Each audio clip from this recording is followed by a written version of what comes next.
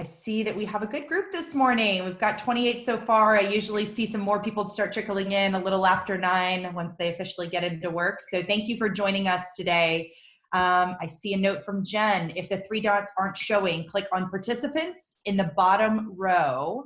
Then you should be able to see your name and rename it that way. So there are 2 ways to do it. Either hover over your box or go down to participants at the bottom and be able to rename so everyone can know who we're joining.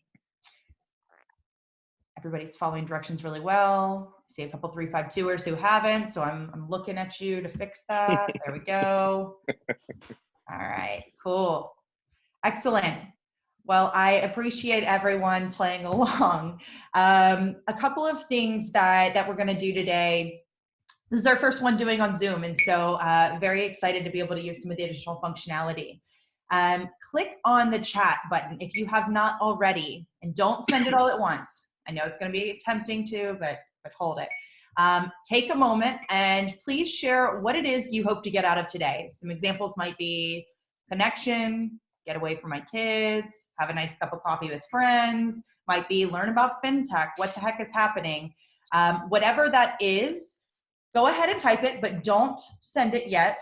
And we were part of a workshop that did this the other day. It was really neat. So I'm going to type mine. And then when I say go, we're going to hit it. And you're going to see all the responses come in right after each other. And it's a really good way to just see where everyone is mentally. So don't hit it yet. Type your answer. All right.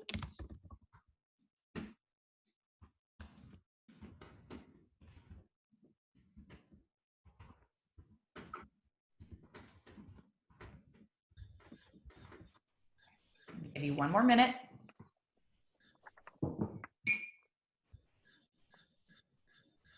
Not quite a minute, maybe 10 seconds. All right. 1, 2, 3, send. Look at you guys. You follow directions so good. I love this. This is going to be helpful. Karen, who is our group moderator here in the actual chat, and Cindy as well, will be pulling these questions. If there's any specific questions, they'll be teeing them up throughout the talk. If you all, as we go through, have questions, please go ahead and add them. Want this to be collaborative. This session, just like I say when we're in person, is what you make it. This is not for us. This is not for Jose. This is for the community as a whole. We're hopeful that we can facilitate a great conversation, bring out some good points, and then save some time at the end. A couple of things, just so you know where we're going to be taking you. The conversation we're going to have today is speaking with Jose. Jose's been a part of Off the Record in the past. He's with Elavon, which is a division of US Bank. And specifically, Jose is one of the founders and operators of the Greenhouse, which is a technology innovation lab. And we're going to be talking about what his world looks like in general.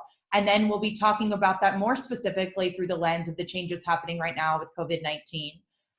We know that this is something that's timely to all of us. We want to understand how business is changing. But one thing we're really trying to do is make sure that conversation isn't only tied to coronavirus, that we're talking about the macro learnings that are happening and how we are going to apply them to business, even after this. And so as we go through this, feel free, as I said, to share questions in the chat.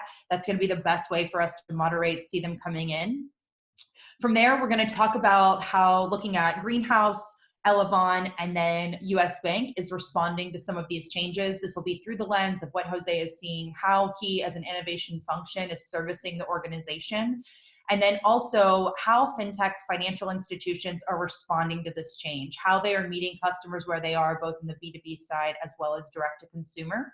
And then we'll be talking about some of the lessons learned, some of the things that he's doing with the remote innovation team. What are the tools, tips, tricks that he's using? So we're going to go a bit broader and then narrow down into specifically the innovation function. So let's, without further ado, jump in. Just so it simplifies for everyone to be able to see who's speaking. I know we spent a lot of time turning your videos on. We're actually going to turn video off right now. And the reason being is it'll bring Jose and I to the forefront so that everyone can be able to see the conversation. And when we jump back into questions, then we'll be able to have you join back there. So I see everyone participating, doing exactly as asked. This is awesome. Great. All right. We have one other. Yep, there we go. Awesome. I'm going to just get a virtual head nod. Karen, you're seeing Jose and I in gallery view for the group. All right. I'm gonna take silence as compliance. Cool. Not yet. Okay. Ben, I see you. I'm gonna turn your video. I don't know how to turn yours off. So there we go. All right. Okay, they see us. Excellent. Jose, thank you for joining. Good morning. Good morning. I've been talking a lot. I've been talking for 11 minutes straight. So I'm going to let you introduce yourself, who you are, what you do, and anything else you think that might be relevant for this group this morning. Okay, great. Thanks, Kacie. So my name is Jose Rivera. I'm the Senior Vice President of Advanced Technology Services at US Bank Elavon. I'm based here in Atlanta, Georgia. I'm also the founder, as Kacie mentioned, of the Greenhouse Technology Innovation Lab. That lab is actually in Midtown Atlanta, just maybe a mile away from you guys. Our lab really focuses on 4 areas in terms of servicing the Elavon as well as the rest of the bank. The first area is exploring and exploring hypotheses. So people in the bank, groups in the bank, come to us and they ask us questions. They ask us, they give us challenges. They come up with projects that they look at and saying, hey, what do we do about this? How does this work? What can you tell us? Can you go out and do some research? Can you help us figure this out, what to do next? So learning is a big deal for us, and being able to publish what we've learned, whether a project moves forward or doesn't, we spend a lot of time in that area. The second area is de-risking projects for the organization. So many times we get projects brought to us or challenges, and the business unit that brings it doesn't understand the technology maybe, or doesn't understand what would happen if they made this change, or what would happen if they use a specific vendor. And so our work there is to heavily help them de-risk the issues and the kinds of problems that they may be seeing. This is a big deal. It also transfers the risk to us, because we take it in 30, 60, 90 days. And so they can look at someone else. We can look at their problem from a third-party perspective as a service, and help them understand that these are things that they may not have thought about. That's a big deal. The third one is to help them accelerate, because we work very, very quickly. We use non-traditional practices like, well, for this kind of a group, it's really normal practices like design sprints and so on, but for a regular business, it isn't. And we hope that by using those non-traditional practices, we can decrease the timeline for their change in either doing something or not, or taking on a project or not. And ideally, if we do all that right, then we can cultivate these ideas so they can commercialize them, and that helps us compete. So those are the 4 areas that we work on. Right now, as it relates to this discussion, we are heavily focused on 3 things that I think we're going to touch on as this call goes on. The first thing is, as we see it, is the digital strategy is the only strategy right now. So, as people are sheltering in home or in place, they're not walking into physical locations. So the digital ecosystem or the digital platforms are incredibly important. The second thing is that this drastic change of customer behavior has now happened, right? So people, like I said, are sheltering in place. They are not shaking hands. They're not going into financial institutions for help or to take money in or out of banks or others. And so it's happened, and so it's done, and we now have to react to that. And then the last thing is that the digital platforms that we have been working on for so many years are being stressed in real time. And there's all kinds of complications with that. So that's what the team is heavily focused on right now, in helping us solve some of these problems or solve some of these challenges. So I'm hoping that's enough to get us started. That's wonderful. I appreciate it. I captured a couple notes here, so apologies, been looking down, just making sure I'm keeping my notes real time. So at Greenhouse, you all are a business partner. If you look across the organization, I'm thinking of you almost as a shared services model. The organization comes to you, and you may not be the end all be all when it comes to shared services, but you're a starting point. You're that pre-commercialization. I have a nugget of an idea, and I need you all to help me test the feasibility and maybe viability a bit. I think viability probably begins to merge into that commercialization piece, but it's probably more on the lens of feasibility and desirability, would you say? Yes. Yeah. Okay. And then one of the goals for you, I heard de-risking, but I also heard learning as an ROI. And even if it's unsuccessful, I'll say, in the sense that it doesn't move forward, how can you all log that learning, make sure you're bringing it back to the bank, not just living within the greenhouse, but actually disseminating those learnings so that the bank as a whole has a broader point of view. And then I know that what I think is different of Greenhouse versus maybe some other innovation labs is the really strong focus on technology. And I think my take on this, and I would love to hear from you, is that the role of technology in financial institutions, because the risk potentially is so high, the barrier to entry is so great, rightfully so, right? These are people's bank accounts, financial information, personal information. This is not, hey, if it doesn't work, our brand maybe has a little damage. These are big impacts. So I would love to talk a little bit around what does your actual team makeup look like? Because as I'm hearing the different pieces that this has, it may not look like every other innovation lab or function that exists in the Midtown Tech Square corridor. So I'd love to hear just from you what that makeup looks like. Sure. And you're right. I mean, we are a little different in terms of our makeup. And in my opinion, I think it's what makes us strong at what we do. Mm-hmm. So we have the traditional, because we are a technology lab, we have engineering, obviously. Quite heavy on engineering and computer science backgrounds.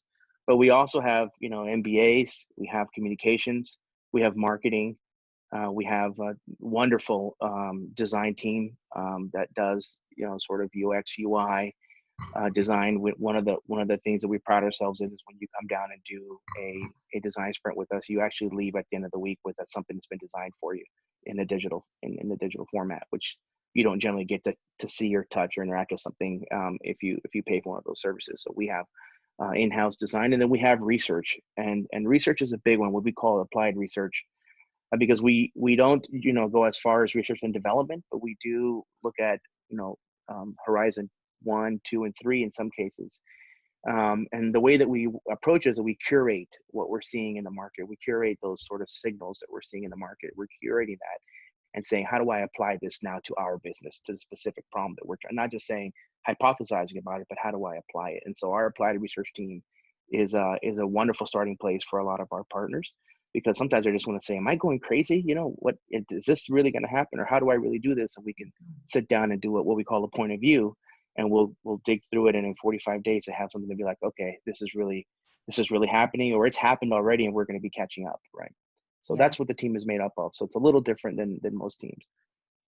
I love that, especially around the front end component of that, around research, developing points of view, and then the ability, as I think about the specific function of your organization being the Technology Innovation Lab.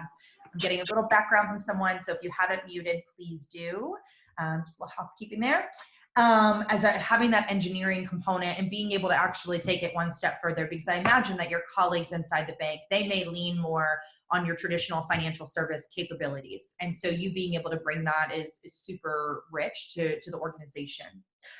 A thought that has occurred to me, and I know this is a lot of the pivot and conversation that we wanted to have, is that historically, I'm curious of the nature of projects that you guys are seeing. I would imagine, my hypothesis, and I would love to hear you expand on it, is that in a normal world, pre-COVID-19, you may be approached by saying, hey, this is something we're exploring. This maybe is the next. Can you all take this, come back to us? And maybe that's a quarter out, maybe it's next year, but you're thinking ahead. Right now, to your point, the rate of change is accelerating. Consumer behavior is changing. We're being forced into this. And the quote of necessity is the greatest mother of invention. I think that goes here, certainly, especially when you're looking at very high risk organization. So what is the nature of the projects that you all are seeing? I would love if you could talk about maybe that pre-COVID world and post-COVID, of how that's changed over the past 2 or 3 weeks, and the role that your group is playing now. Sure. I think it's changed in a couple of ways, Kacie. the first way that we felt almost immediately was that the projects that we had in hand or in our pipeline, or even that where we were working on, hands on, the sponsors and our partners in the business units. I think I might have lost Kacie, but Nope, I'll keep I'm right talking if you here. can hear me. Hopefully Oh, you okay. can hear me. Yeah, I can hear you. I'm gonna switch here. There you are. And so those folks immediately went away and said, "Hey, we can't come down to obviously work with you guys, kind of hands on this, because we actually need to go tend to this problem that we're reacting to." However, the thing that we saw that's different is, generally speaking, we had, if that ever happened, you basically just pause a project. But we have a pretty good reputation within the bank in Elavon, and what they actually said was, "Can you guys continue? Can you guys keep looking down this road? Can you continue down the path?" And that's a sort of level of trust that we hadn't seen before. Now, I'm not sure if that's a function of the fact that they just didn't have the time, and they didn't want to wait, or they just trust us. But I'll take it. And so, we have been able to move forward on all the projects we had in our pipeline, and we believe that, by focusing on execution, by focusing on the work that we agreed to, by focusing on that partnership, keeping them up to date. They have half hour now as opposed to a day. They have an hour as opposed to 2 days to spend with us. We are able to produce this very rich, project updates and the work that, the materials we're producing. And they are trusting us more with their everyday life. The things that they were thinking about, they're trusting us to sort of execute on it somewhat in a silo, if you will, without them. And I think that's one important change. The second thing that is important that I see is that now the folks that are bringing us problems are not just or challenges are not just 6 months out or 3 months out or quarter by quarter, which is what our normal sort of pace is. Now they're coming to us saying, "What happens if this thing comes back in the fall? What do we do? What happens if this thing, if they, if they close the schools again in August, September, and October? What do we do, right? What happens if people decided this is how they're going to be shopping from now on, and they don't walk into stores anymore and swipe credit cards, right? What do we do?" And so the challenges have changed into more of a resetting of a normal, as opposed to just answering sort of business questions in a sense. And so it's a very interesting time, because to me, the questions are much more complex, and they're much more based on the market changes. And so for us, that's wonderful, because that's the kind of stuff we want to work on. But I think those are the two items that we saw change pre and post, is that the relationship has changed. I believe that trust has been built in. And what we're doing is focusing on our execution to make sure that they're happy with what they're getting.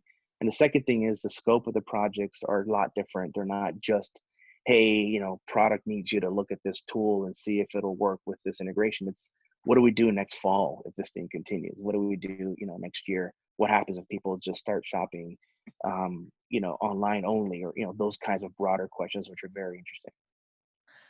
Yeah, I mean, I'm a lot of the conversations we've been having here on Off the Record.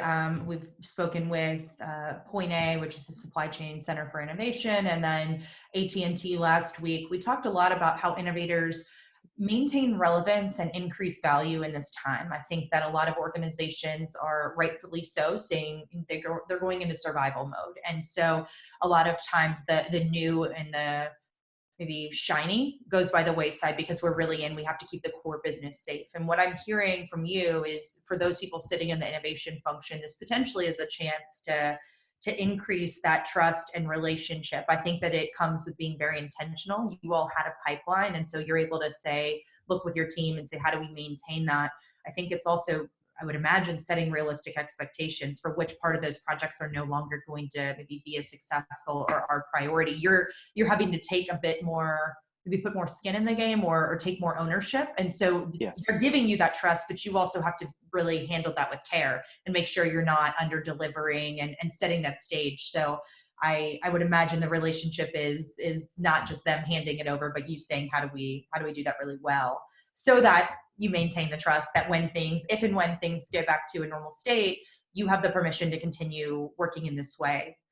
One thing I'm observing, and I'm curious if what your hypotheses are. It is a hypothesis because we're so early in this, but I wonder if we all see the amount of work that can be done without everyone being 100% in the day-to-day.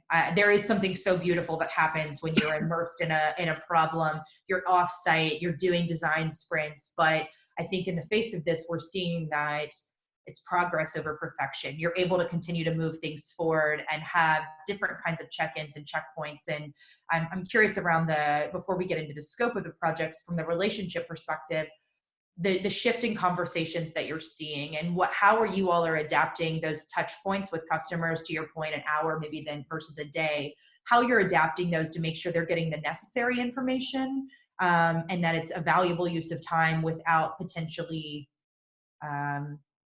everyone sitting on a Zoom call for an excessive amount of time where it's not actionable. And so how your team is adapting some of their ways of working. I don't know if you have anything to share there. Yeah, it's I'm going to be frank with you. We're struggling through it, right? Because we also did not expect to go completely remote to do this work. And like you said, the best results that we get out of these kinds of sessions are when you're all in the same room, and you're making decisions and you're making progress. I think it has slowed down our pace in some cases, where they just can't get through the materials, even though we're producing them. I'm making sure that we produce them on time, or my team is, but the stakeholders are not getting to it potentially as quickly as we want them to, because I understand, what they're going through.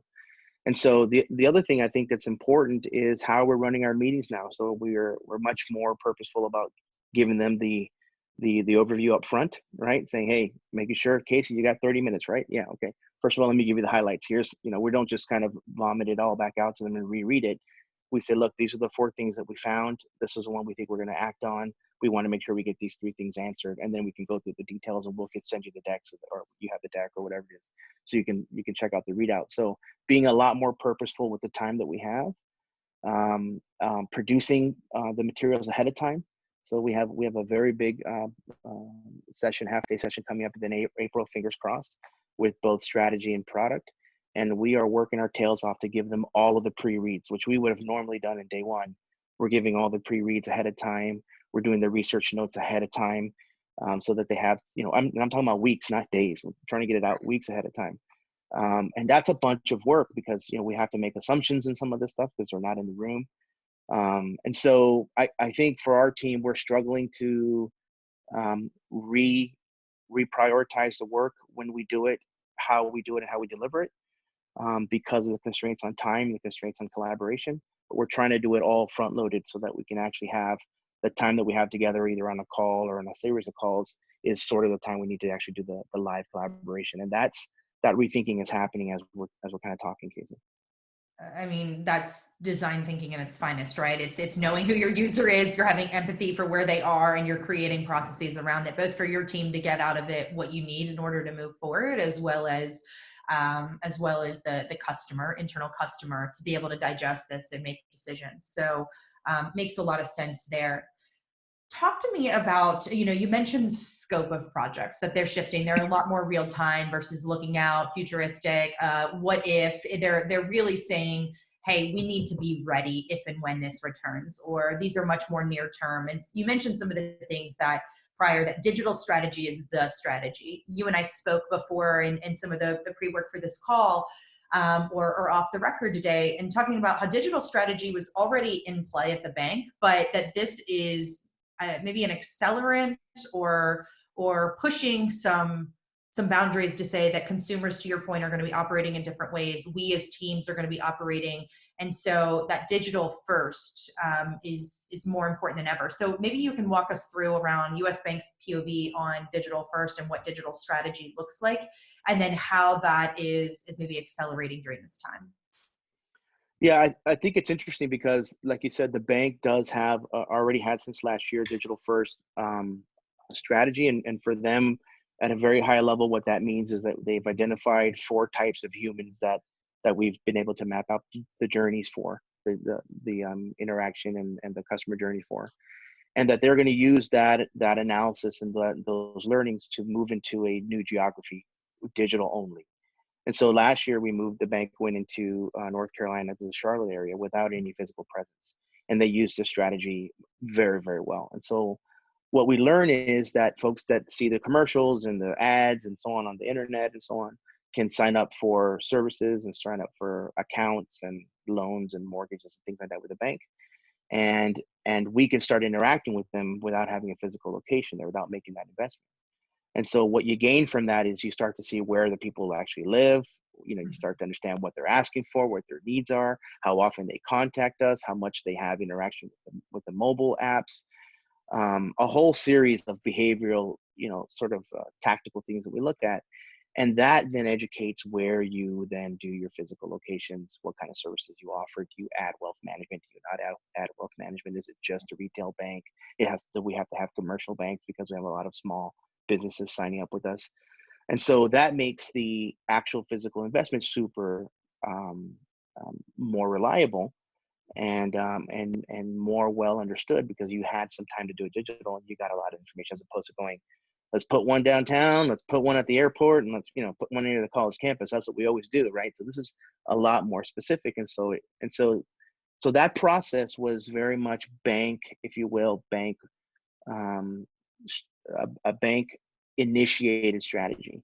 What's different today, in my opinion, is that because of the COVID-19 situation or pandemic, now many of the changes that banks, our bank included, and even Elavon, the digital strategies are having to adjust, because now it's not initiated by us. Now it's initiated by people being home, people not interacting, people not following the model that we had designed for, right?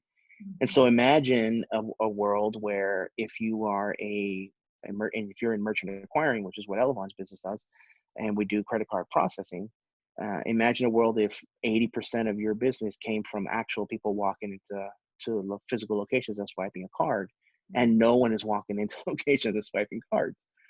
And that's something that you did not initiate, for example. It's not something that you're testing because you have this robust platform. It happened because the government said, no one can go outside. And so that's where I believe the differences are. One is a sort of bank or organization initiated digital strategy, which I think was very well thought out, and I believe it works really well. And the second thing is that the digital strategy now has to change, because it's not being initiated by us; it's being initiated by this this change in the market. And so one of the points that I made to you when we spoke the other day is that is where the stress is, right? That's where this stressing the current situation is stressing your current platforms. And if for whatever reason you were behind, for whatever reason your platform is not robust enough, or you missed something, it's going to highlight it big time, and it's going to be very painful for the next 6 months, I think.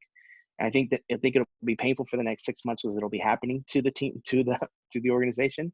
And then I think it'll be around in terms of us fixing it, or trying to fix it, for the next 36 months. We're thinking it's going to be an impact for about 3 years of how do you then claw out of that if you were behind.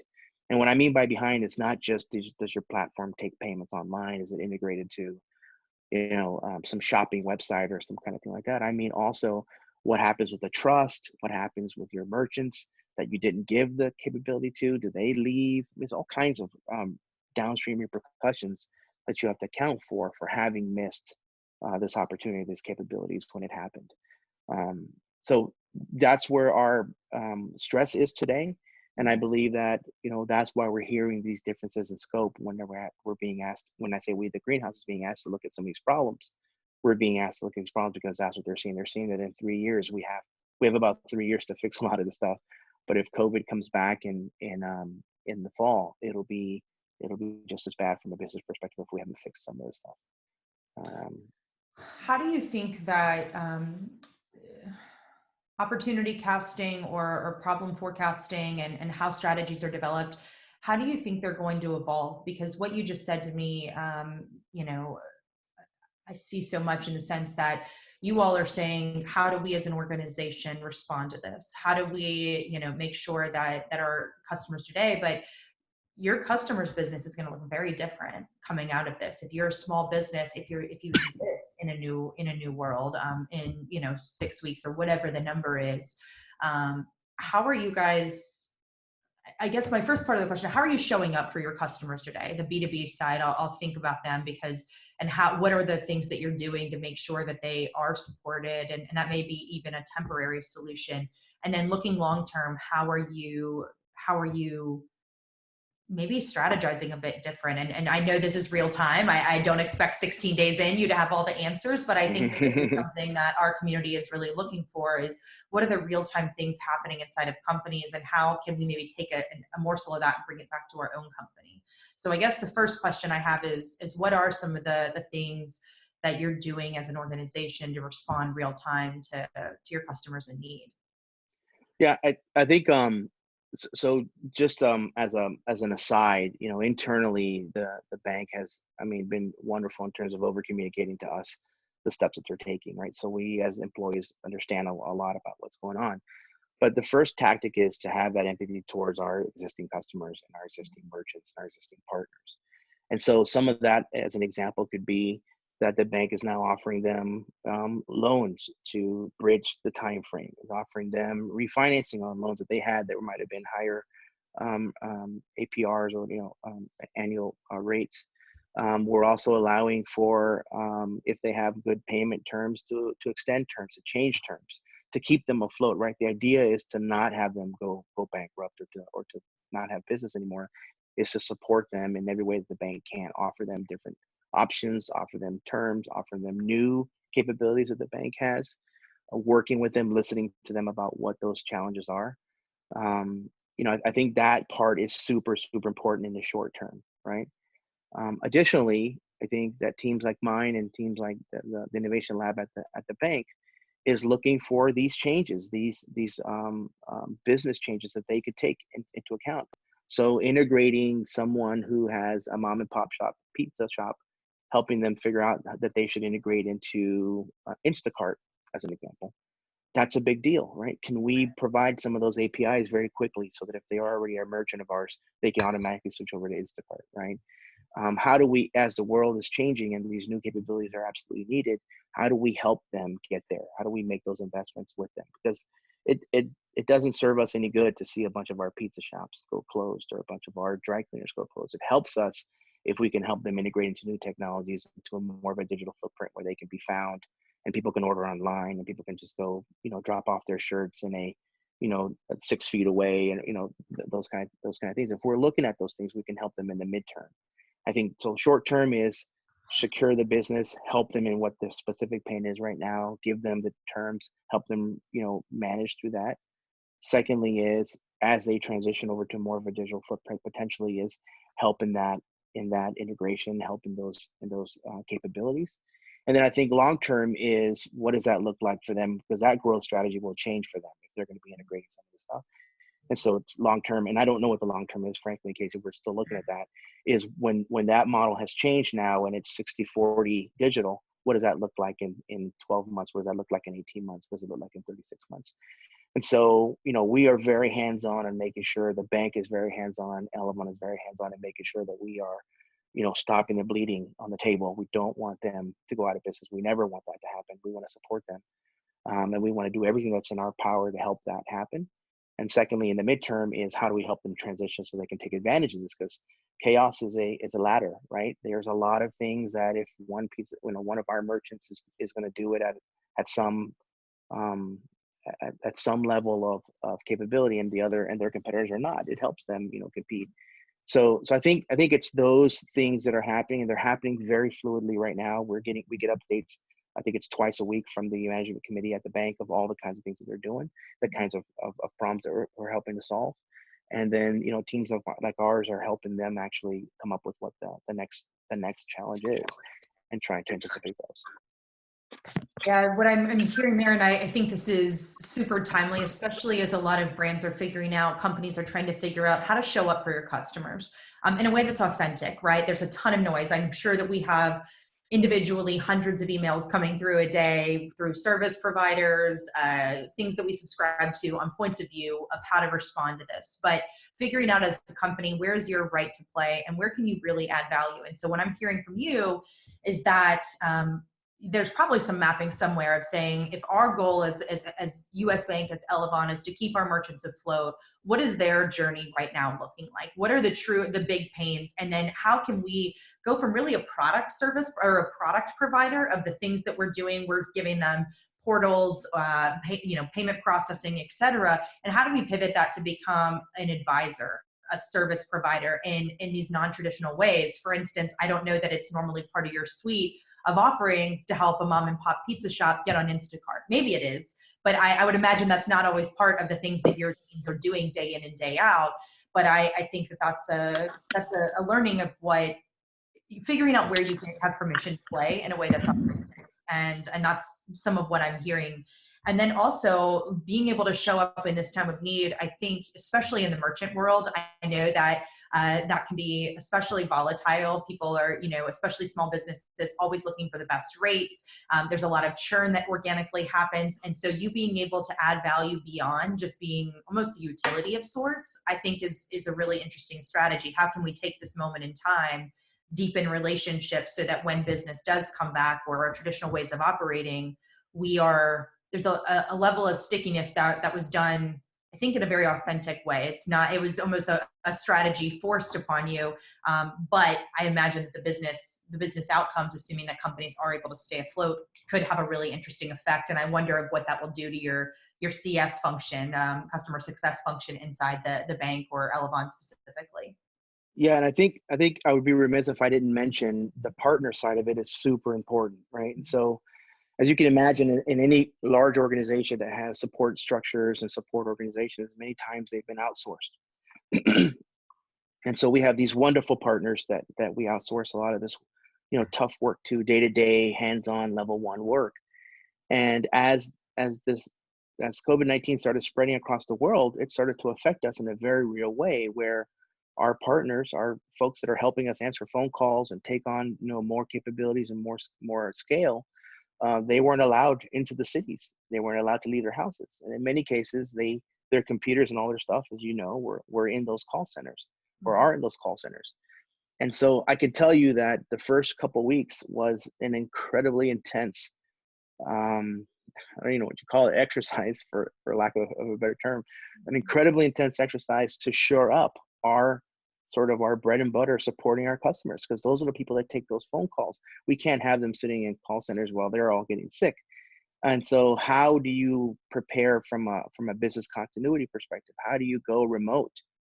And so, I don't want to minimize that anyway, because it was incredibly difficult. And I can tell you that Elizabeth Hemeke, who I work with, it was tireless hours just getting us up and running on the technology side. I can't even imagine on the rest of the organization. And so, there are lots of aspects to this. It's not just our end customer, not just our end merchants, but also our partners who keep the business afloat. And then that allows us to then execute. And so, my hat goes off to those teams. Anything that we could have done, we tried to help in that.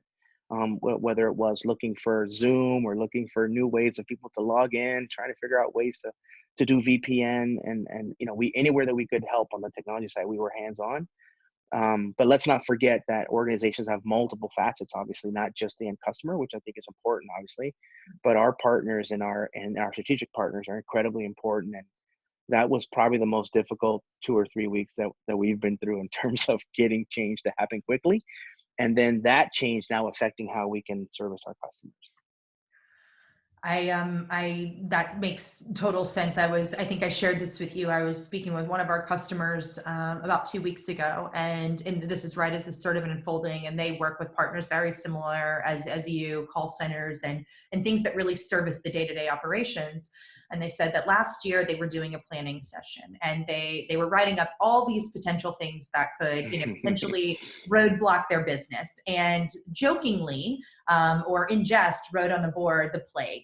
And everybody kind of said, yeah. And of course, this isn't great, but it's, affecting. And you think about the outcome of what a major illness does, or a major pandemic does, is removing. And I think if you get down to the core, doing the 5 whys, or digging to the deeper essence of it, is, okay, if everyone in the world is at risk of catching or being sick, what does that do? It forces remote operations. We have to, our customer's customer may be impacted in ways that affects our bottom line. There's all these outcomes. And so one of the things that I do think is going to happen, and probably for the positive coming out of this, is companies will able to look at problems and opportunities in different ways. Getting down to the essence of what is it that we're actually solving for. And I would imagine for you at Elavon, the greenhouse, I'll speak more specifically to that, is we enable businesses to be in business. Maybe that's the mandate.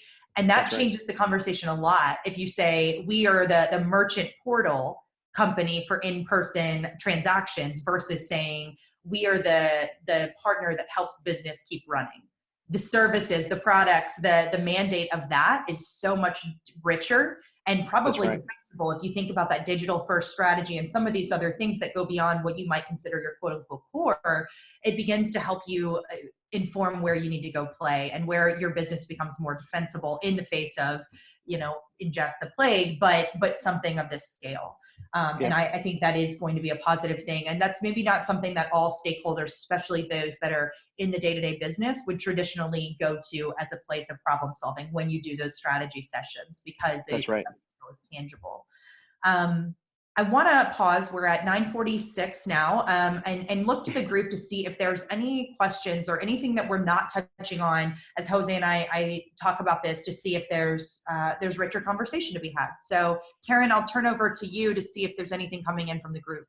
Hey, Kacie, there are a couple of questions, and Jose touched on it a little bit, but there was a great question at the beginning around how does the new normal affect corporate spending? And I would think about that as both the breadth of spending, how much money are you getting in total, as well as where are the puts and takes around where the money is going. Wow. That's a great question. I think, frankly speaking, I think some of that is still being figured out. I think at least from my read of what the bank is communicating to us is in these three buckets that I was mentioning earlier. So the first bucket is immediately retaining our customers and our partners and our merchants. And so, a lot of focus and money has gone into that area very, very quickly. And so, like I said, our focus is not to lose folks and then try to get them back later. Our focus is to make them flourish and be able to be successful and stronger coming out of this. And so there's a significant amount of investment going into that area and into areas that are augmenting that, right? So new capabilities. In the midterm, I think and this is sort of being spoken about right now. We haven't figured it out, but the midterm is, if this is a new normal, which we think it is, then how do these short-term solutions that we've come up with, how do they then scale? How do we do that across the country? How do we do it in a more robust way? How do we add to it, and so on? So that, like I mentioned to you in my opening comments, was that my team's actually looking at that. We're looking at 12 to 18 months out, which is what do we actually have to keep and scale? And so some of that is literally we're kicking off those projects right now. And then the last thing is long-term, 3 years out, what happens? And so I can't speak to that yet, but so I think the investment model has changed. And I think at the very highest level, we had these sort of broad theories or broad strategies where we were going to go, digital first, and these are the different, geographic areas we were going to, and these are the kind of services we were going to do, and sort of this very well laid out strategy, for lack of a better term. And today we're switching to short term, make sure and shore up what we have, make sure that they can survive this.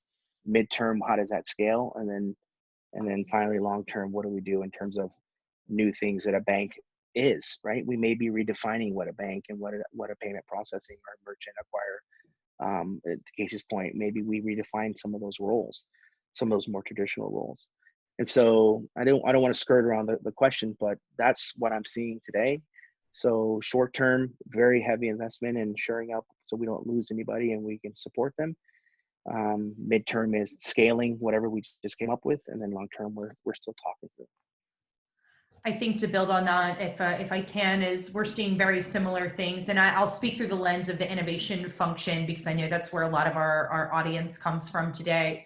Is that those things that might have felt a bit further out on the horizon? I don't think those are, hey, we're not going after it, but it's securing the cash to say, where can we impact our business over the next, let's call it 6, 12, 18 months. To your point, these are going to have some residual effects coming out of this, even when business starts to come back. And I think that people are saying, how can we future-proof, but more in the near term?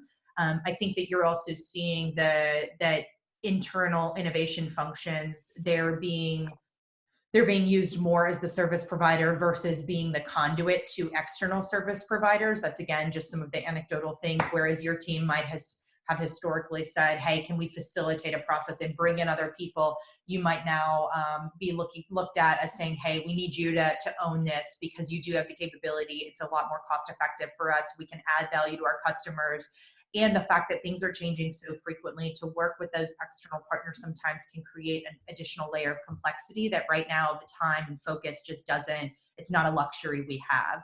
And so those are some of the things I think that where I've continued to see investing stay pretty consistent is in the areas in which business is not being negatively impacted, in the sense that if there are initiatives that are going to be supported, even in a COVID-19 world where you're having to serve customers, I'm thinking about any sustainability pieces where we have a customer that works in that space, that's being continued. So thinking about things that go towards basically business as usual. And I think these are active conversations that every single one of our customers and community members we've talked to are having to have day in and day out. And I think it's probably increased communication than normal.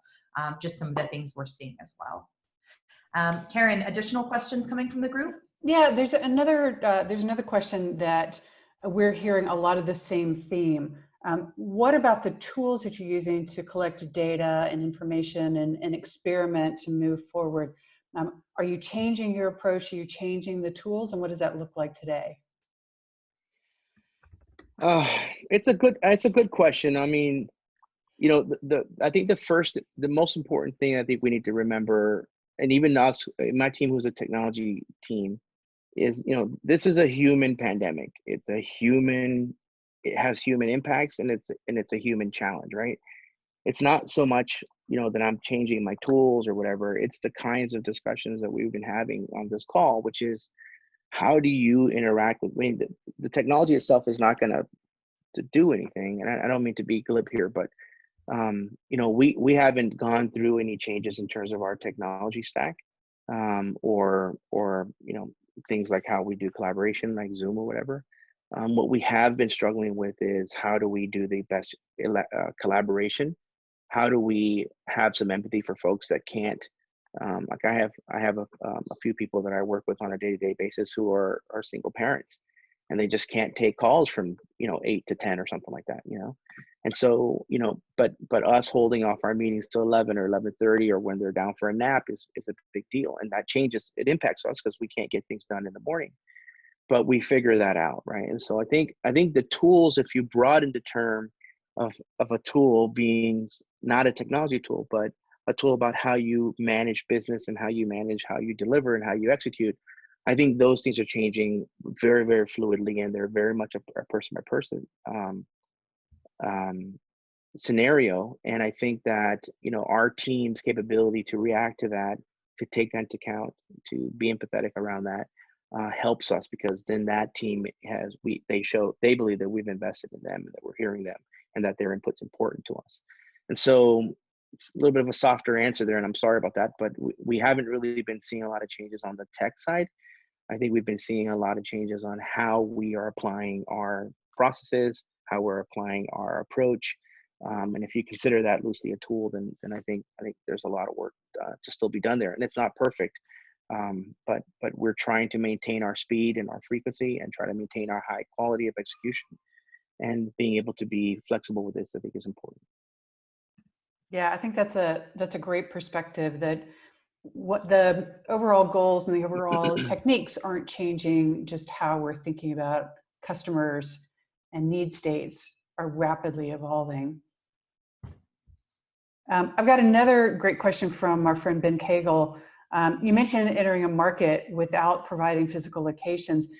His question is, what were the surprise or the aha moments about the customers, the value, what kind of products need to offer? What did you see that was a surprise to you when you went into those markets? Yeah, it's a good question. So I'm not sure the strategy is built for aha moments. Ben, I think the whole idea behind it is to, let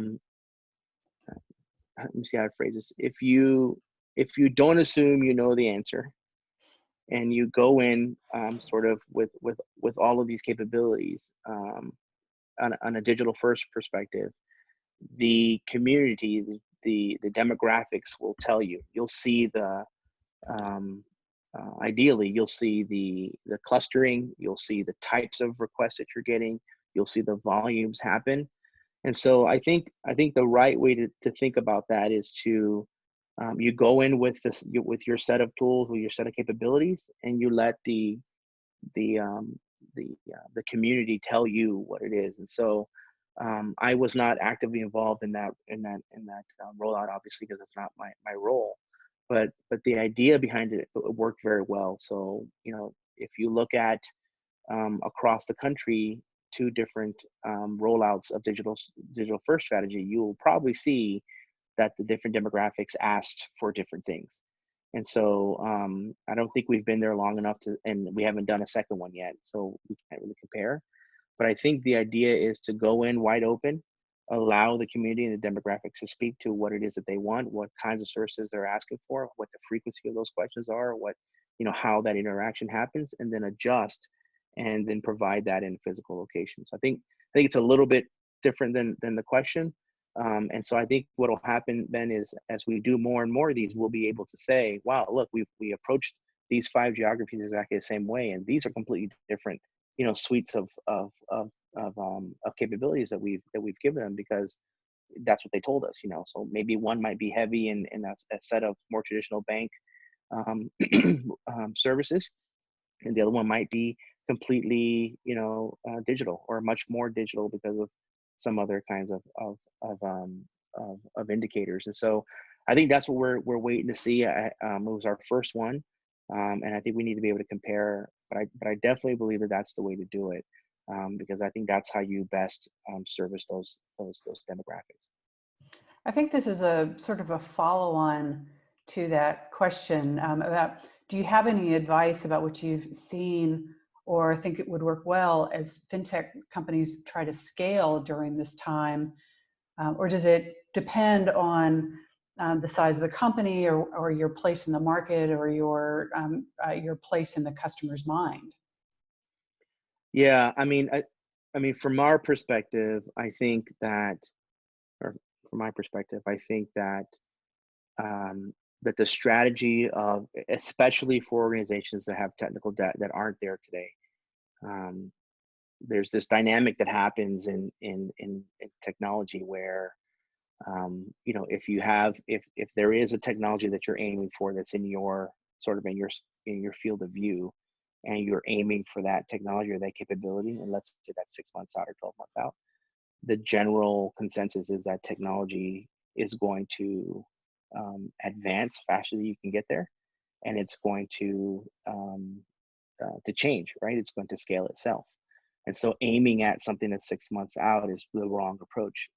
Really what you should be doing is aiming at where you want to go, where the next thing is, where you should be aiming out 12 months, 18 months, not at the 6-month technical gap that you have.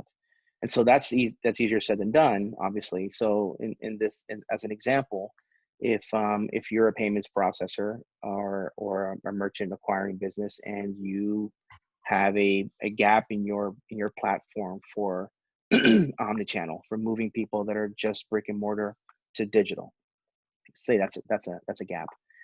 You don't want to just say in 6 months I'm going to be able to go to digital. It's just because you'll just miss it. Now digital means something else. So you need to say in 12 months, what does digital look like?